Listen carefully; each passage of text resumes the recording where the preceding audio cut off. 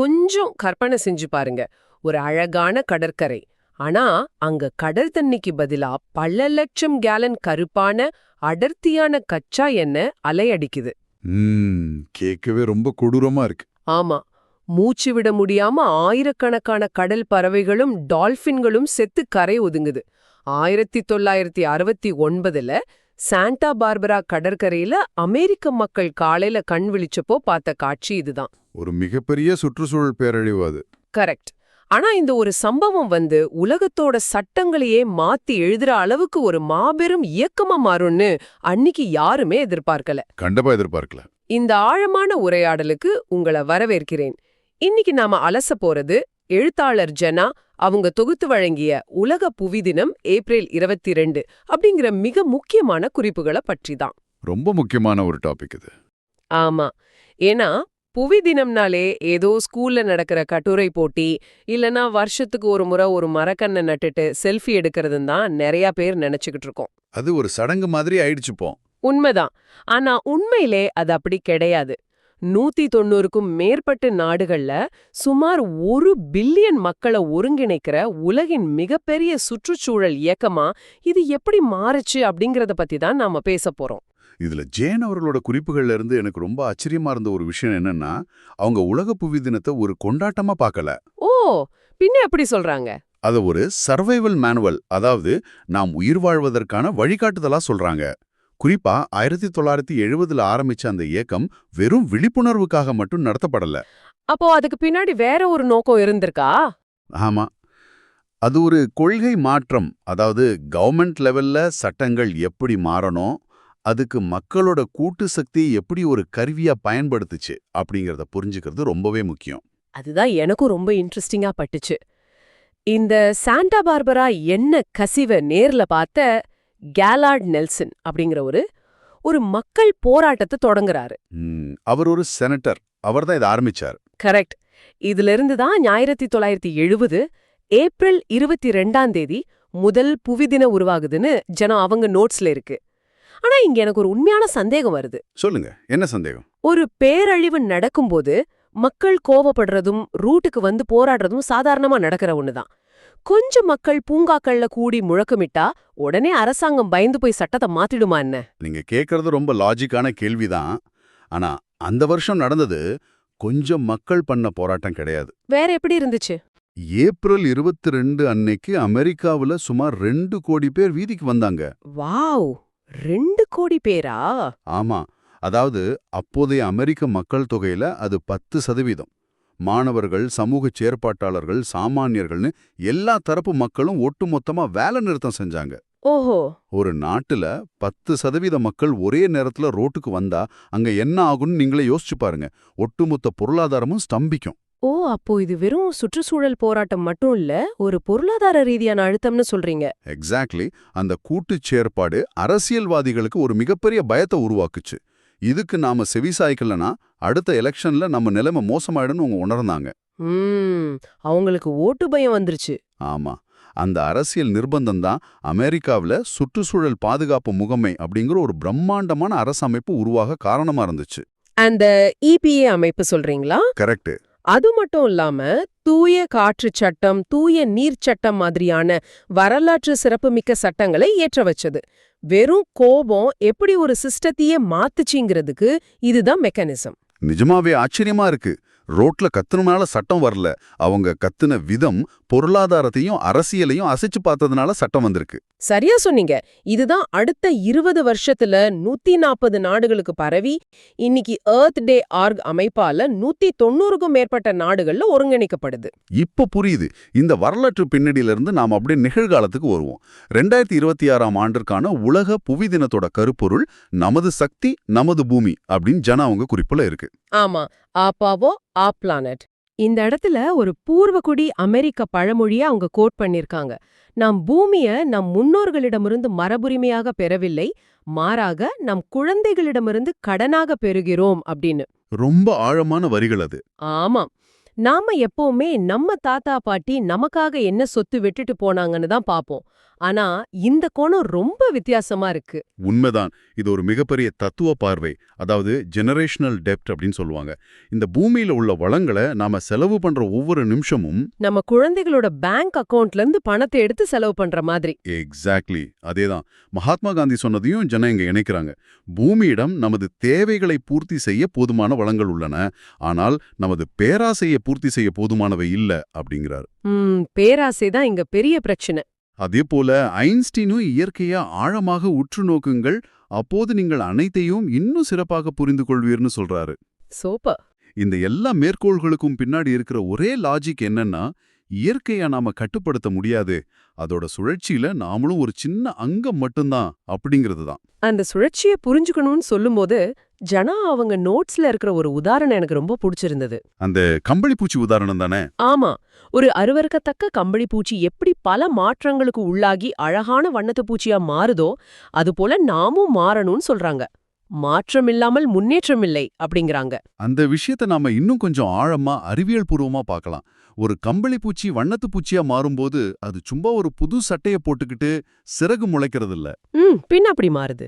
அது தன்னை தானே ஒரு கூட்டுக்குள்ள அடைச்சிக்கிட்டு தான் உடம்ப முழுசா ஒரு சூப் மாதிரி திரவ நிலைக்கு உருக்கிடும். அதுக்கப்புறம் செல்கள் எல்லாம் புதுசா கட்டமைச்சு தான் வண்ணத்து பூச்சியா வெளியே வரும். வாவ், அதாவது தான் பழைய அமைப்பை முழுசா அழிச்சிட்டு புதுசா உருவாகுது. சரியா சொன்னீங்க. இது ஒரு மேலோட்டமான மாற்றம் கிடையாது, ஒரு அடிப்படையான கட்டமைப்பு மாற்றம். மனித சமுதாயத்துக்கும் இன்னைக்கு அதுதான் தேவைப்படுது. கட்டமைப்பு மாற்றம்னா என்ன மாதிரி விஷயங்கள் சொல்றீங்க? இப்போ நாம சும்மா ஒரு பிளாஸ்டிக் பேப்பரை மாத்திட்டு பேப்பர் பேக்கை யூஸ் பண்றது மாதிரியான வேலைகளை செஞ்சா பத்தாது. நம்மளோட நுகர்வு கலாச்சாரத்தையும் நம்ம முழுசா உடைச்சு மறுபடியும் கட்டமைக்கணும். கன்சியூமரிசத்தை மாத்தணும்னு சொல்றீங்க? ஆமா, ஏன்னா இன்னைக்கு அறிவியல் ரொம்ப வளர்ந்துருக்கலாம், ஆனா அந்த அறிவியலே நமக்கு அழிவா மாறிக்கிட்டு இருக்கு. காலநிலை மாற்றம், பல்லுயிர் இழப்பு, காடழிப்புன்னு நம்ம முன்னாடி இருக்கிற சவால்கள் ரொம்ப ரொம்ப பெருசு. ஓகே, கட்டமைப்பு மாற்றம் தேவைன்னு சொல்றீங்க. ஆனா நேர்மையா சொல்லணும்னா ஏன்னா உலகளாவிய கார்பன் வெளியீட்டுல 71% வெறும் 100 பிரமாண்டமான கார்ப்பரேட் கம்பெனிகள் தான் காரணம்னு பல தரவுகள் சொல்லுது. அந்த ரிப்போர்ட் பத்தி எனக்கும் தெரியும். அப்படி இருக்கும்போது நான் என் வீட்ல ஒரு பிளாஸ்டிக் ஸ்ட்ராவை யூஸ் பண்ணாம தியாகம் பண்றதால என்ன பெரிய மாற்றம் வந்துட போகுது? கார்ப்பரேட் கம்பெனிங்க செய்யற தப்புக்கு சாதாரண மக்கள் ஏன் குற்ற உணர்ச்சி படணும்? இது ரொம்ப அற்புதமான கேள்வி. நிறைய பேருக்கு இருக்கிற நியாயமான கோபமும் இதுதான். ஆமா, கார்ப்பரேட் கம்பெனிகள் தான் காரணம், நான் என்ன பண்ண முடியும் அப்படிங்கிற விரக்தி வருது இல்ல? கண்டிப்பா வரும். ஆனா இதுக்குள்ள இருக்கிற மெக்கானிசம் என்ன நம்ம உற்று கவனிக்கணும். அந்த 100 கார்ப்பரேட் கம்பெனிஸ் ஏன் தொடர்ந்து கார்பனை வெளியிடுறாங்க? ஏன்? ஏன்னா அவங்க தயாரிக்கிற பிளாஸ்டிக்கையோ அவங்க உருவாக்குற எனர்ஜியையோ நாம தொடர்ந்து காசு கொடுத்து வாங்கிட்டு இருக்கோம். அவங்களுக்கு டிமாண்ட் இருக்கு. அதாவது டிமாண்ட் இருக்கிற வரைக்கும் சப்ளை இருக்கும்னு சொல்றீங்க. அதேனா நம்மளோட பர்ஸ் தான் இங்க அவங்களுக்கான ஆக்சிஜன். 1,00,000 பேர் திடீர்னு ஒரு குறிப்பிட்ட பிளாஸ்டிக் பேக்கிங்ல வர்ற பொருளை வாங்குறத நிறுத்திட்டாங்கன்னா அடுத்த நாளே அந்த கம்பெனியோட ஷேர் மார்க்கெட் சரியும். ஓஹோ. அவங்க லாபத்தை தக்க வைக்க வேற வழியே இல்லாம சுற்றுச்சூழலுக்கு உகந்த பேக்கிங்குக்கு மாறுவாங்க. அதனால தான் சாதாரண மனிதர்களோட கைகள தான் இருக்கு. எக்ஸாக்ட்லி. அரசாங்கமோ கார்ப்பரேட்டுகளோ தாங்களாவே முன்வந்து மாற மாட்டாங்க. நம்மளோட நுகர்வு பழக்கம் மாறும்போது தான் அவங்க கட்டாயத்தின் பேர்ல மாறுவாங்க. அப்போ அந்த தனிநபர் மாற்றத்தை எப்படி செயல்படுத்துறது? இதுல தண்ணிய சேமிக்கிறது, மின்சாரத்தை சிக்கனப்படுத்துறது பத்தி எல்லாம் ஜன நோட்ஸ்ல இருக்கு. ஆனா நம்ம நேயர்கள் எல்லாருக்கும் தெரியும் தண்ணிய மிச்சப்படுத்தணும்னு. ஆமா, அது எல்லாருக்கும் தெரிஞ்ச விஷயம்தான். இதுல அவங்களுக்கு தெரியாத அந்த ஏன், எப்படி அப்படிங்கிற மெக்கானிசத்தை கொஞ்சம் சொல்லுங்களேன். நான் பிரஷ் பண்ணும்போது 1 நிமிஷம் பைப்பை மூடி வைக்கிறதுக்கும் உலகளாவிய காலநிலை மாற்றத்துக்கும் என்ன சம்பந்தம்? ரொம்ப நேரடியான சம்பந்தம் இருக்கு. ஏன்னா நம்ம வீட்ல பைப்ல வர தண்ணி தானா மேஜிக் மாதிரி வரதில்ல. ஒரு ஏரியில இருந்தோ நிலத்தடியில இருந்தோ அதை மோட்டர் போட்டு உறிஞ்சி சுத்திகரிப்பு நிலையங்களுக்கு அனுப்பி அங்கிருந்து கிலோமீட்டர் கணக்குல குழாய்கள் வழியா பம்ப் பண்ணி நம்ம வீட்டுக்கு கொண்டு வராங்க. ஆமா, பெரிய ப்ராசஸ் அது. இந்த மொத்த ப்ராசஸுக்கும் பல மெகாவாட் மின்சாரம் தேவைப்படுது.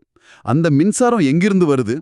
பெரும்பாலும் நிலக்கரியை எரிக்கிறதால தான் வருது. அட கடவுளே, அப்ப நான் ஒரு சொட்டு தண்ணிய வீணாக்குறேன் அப்படின்னா அதுக்காக எங்கேயோ ஒரு நிலக்கரி தேவையில்லாம எரிக்கப்படுதுன்னு அர்த்தம். சரியா பிடிச்சிட்டீங்க. தண்ணியை சேமிக்கிறதுங்கிறது மறைமுகமா காரியமில வாயோ காத்துல கலக்கிறது தடுக்கிற ஒரு செயல். இதுதான் அந்த ரிப்பிள் எஃபெக்ட், அதாவது சங்கிலி தொடர் விளைவுன்னு சொல்றது. வாவ், ஒரு சின்ன விஷயம் எப்படி உலகத்தோட கனெக்ட் ஆகுது பாருங்க. அதே மாதிரி தான் குப்பையை பிரிக்கிறதும். நம்ம நேயர்களுக்கு தெரியும் மக்கும் குப்பை மக்காத குப்பைன்னு பிரிக்கணும்னு. ஆனா அதுக்கு பின்னாடி இருக்கிற ஜியோ பாலிடிக்ஸ் பலருக்கும் தெரியாது. குப்பையை பிரிக்கிறதுல ஜியோ பாலிடிக்ஸா? இது என்ன புதுசா இருக்கு? ஆமாம், சில வருஷங்களுக்கு முன்னாடி வரைக்கும் வளர்ந்த நாடுகள் எல்லாம் தங்களோட பிளாஸ்டிக் குப்பைகளை கப்பல்ல ஏத்தி சீனாவுக்கும் மற்ற ஆசிய நாடுகளுக்கும் அனுப்பிட்டு இருந்தாங்க. ஓ, அங்க போய் கொட்டிடுவாங்களா? ஆமா. ஆனா சீனா இனிமே உங்க குப்பையை நாங்க வாங்க மாட்டோம்னு ஒரு தடைய கொண்டு வந்தாங்க. இதனால உலக நாடுகள் அனைத்தும் தங்களோட குப்பையை தங்களோட ஊருக்குள்ளேயே சமாளிக்க வேண்டிய ஒரு மாபெரும் நெருக்கடி உருவானது. நிலைமை தலைகீழா மாறிடுச்சு. இப்போ நீங்க வீட்ல ஈர குப்பையும் பிளாஸ்டிக்கையும் ஒன்னா சேர்த்து போட்டீங்கன்னா அந்த பிளாஸ்டிக் மறுசுழற்சிக்கு லாயக்கில்லாம போயிடும். ஓ, அதை ரீசைக்கிள் பண்ண முடியாதா? பண்ண முடியாது. அது நேரா குப்பமேட்டுக்கு போய் அங்க ஈர குப்பையோட சேர்ந்து அழுகி மீத்தேன் அப்படிங்கிற வாயுவை உருவாக்கும். மீத்தேன் கார்பன் டை ஆக்சைடை விட 25 மடங்கு அதிக ஆபத்தான பசுமை குடில் வாயு. My God! அப்போ என் வீட்டு கிச்சன் டஸ்ட்பின் ஒரு கிளைமேட் போர்க்களம்னு சொல்றீங்க. நான் செய்யற ஒரு சின்ன சோம்பேறித்தனம் எப்படி உலகத்தோட டெம்பரேச்சரை கூட்டுதுன்னு கேட்கும்போதே ஷாக்கிங்கா இருக்கு. இதுதான் உண்மை. இதனால தான் அவங்க தனிமனிதன் மாற்றமாயின் உலகமே மாற்றமடையும்னு இவ்ளோ அழுத்தம் திருத்தமா சொல்லியிருக்காங்க. அது மட்டும் இல்லாம இதையே ஒரு குடும்பமா சேர்ந்து செய்யும்போது, அதாவது பசுமை குடும்பம், பசுமை எதிர்காலம்னு அவங்க குறிப்பிட்ட விஷயம் ரொம்ப பிராக்டிக்கலா இருக்கு. ஆமா, வீடுகள்ல சோலார் போடுறது, மழைநீர் சேகரிப்பு அமைக்கிறது, கிச்சன் கார்டன் வைக்கிறது, இதெல்லாம் எப்படி அடுத்த கட்டத்துக்கு நகருது? ஒரு குடும்பம் இதையெல்லாம் செய்யும்போது அது இயல்பாகவே பக்கத்து வீட்டுக்கும் அந்த தெருவுக்கும் பரவும். உங்க தெருவுல இருக்கிற எல்லாரும் மழைநீர் சேகரிப்பு வச்சா உங்க ஏரியாவோட நிலத்தடி நீர் மட்டும் எவ்வளோ வேகமா உயரும்னு யோசிச்சு பாருங்க. ஓஹோ, இங்கிருந்து தான் அந்த மேக்ரோ லெவல் மாற்றம் தொடங்குது. அதாவது சமூக அளவிலான மாற்றம். ஒரு ஊர்ல இருக்கிற மக்கள் எல்லாம் ஒன்னு சேர்ந்து ஏரி குளங்களை சுத்தப்படுத்துறது, ஸ்கூல்கள்ல சுற்றுச்சூழல் கிளப் ஆரம்பிக்கிறது, தங்களோட ஏரியாவை பிளாஸ்டிக் இல்லாத பகுதியா மாத்துறதுன்னு செயல்பட ஆரம்பிப்பாங்க. இப்போ எனக்கு ஒரு லிங்க் கிடைக்குது. ஒரு சமூகம் ஒட்டுமொத்தமா ஒரு விஷயத்த நோ சொல்லும்போது உள்ளூர் வியாபாரிகள் மாறுவாங்க.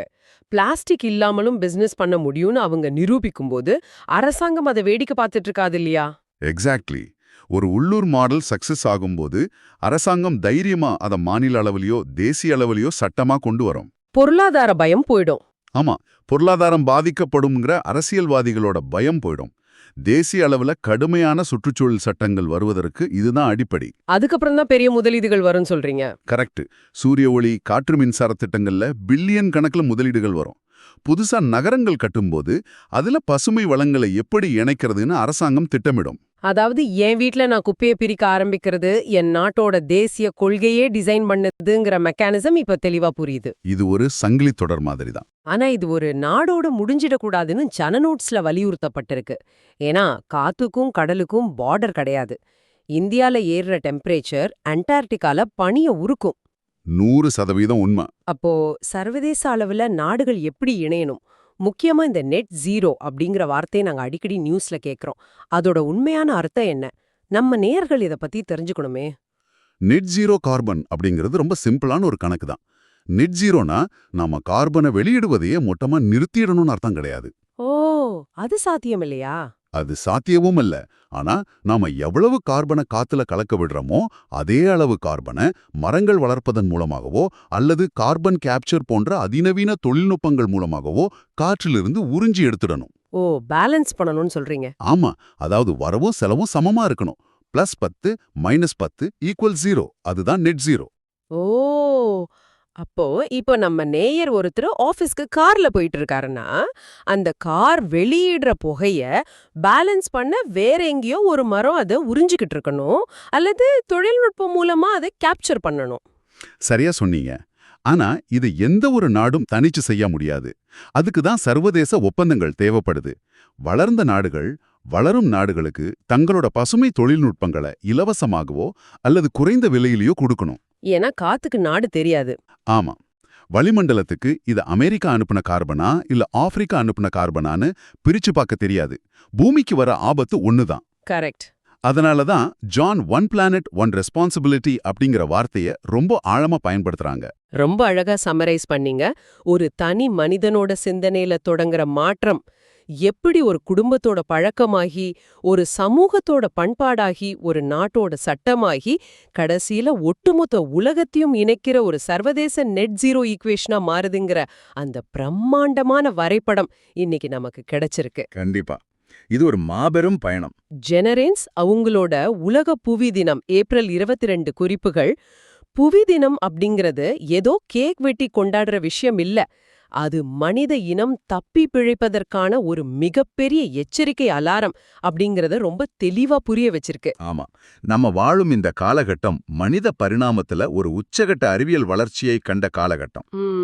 உண்மை. ஆனா அந்த அறிவியலும் தொழில்நுட்பமும் இயற்கையோட இணைந்து பயணிக்கிற ஒரு டூலா இருக்கணுமே தவிர பூமியை அழிக்கிற ஆயுதமா இருக்கக்கூடாது. எல்லா மட்டத்திலயும், அதாவது மைக்ரோ லெவல்ல இருந்து மேக்ரோ லெவல் வரைக்கும் ஒருங்கிணைந்த செயல்பாடு இருந்தா மட்டும்தான் பூமியை காப்பாத்த முடியும். மிகச் சரியான கருத்து. இவ்வளவு நேரம் நாம பேசின இந்த ஆழமான விஷயங்களை அடிப்படையா வச்சு ஒரு முக்கியமான கேள்வியோட நான் இந்த உரையாடலை நிறைவு செய்ய விரும்புறேன். சொல்லுங்க. நம்ம ஆரம்பத்துல பேசும்போது இந்த பூமியை நாம நம்ம குழந்தைங்க கிட்ட இருந்து கடனா வாங்கியிருக்கோம்னு பார்த்தோம் இல்லையா? ஆமா, அந்த பூர்வகுடி பழமொழி.